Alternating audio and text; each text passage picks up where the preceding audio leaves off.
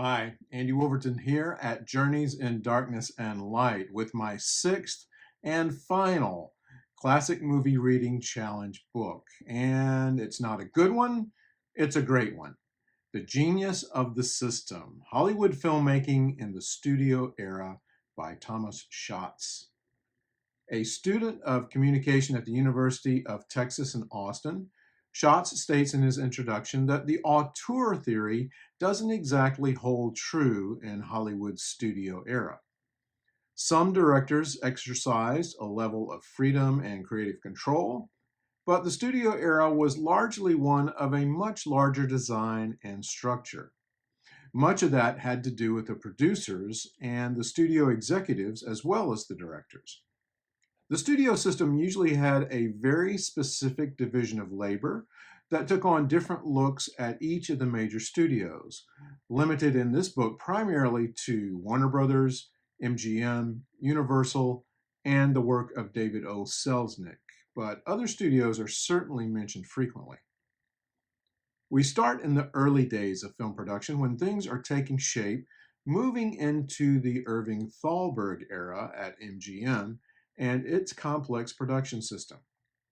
Thalberg was a genius who understood movies, their production, and how to make them irresistible to the movie-going public. Only after his untimely death at the age of 37 did MGM fully realize his enormous talent to the studio, a man who truly understood how to thrive under the studio system.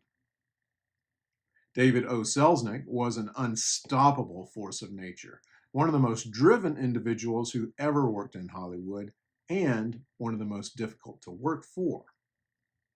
Then there are the four Warner Brothers, the Laemmles at Universal, and more.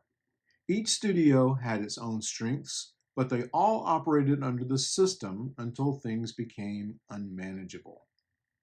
This book spends a considerable amount of time on budget and production, but if you think this is going to be more boring than reading through an accountant's ledger books, you're wrong. One of the questions of the book, and the executives at the time constantly ask, is should we make lots of inexpensive low-budget movies or high-stakes spectacles that could generate millions or lose millions? How would the stock market crash and the Great Depression affect movies? How did each studio respond? What about the Second World War? The House Un-American Activities Committee? The book looks at movie stars who made the system work, but what about actors who stirred things up, like Bette Davis, James Cagney, and others? Directors demanding not only a salary, but a percentage of the movie's profits. What happened when the courts ordered the studios to divest themselves of their movie theaters? Did these changes threaten to dismantle the system?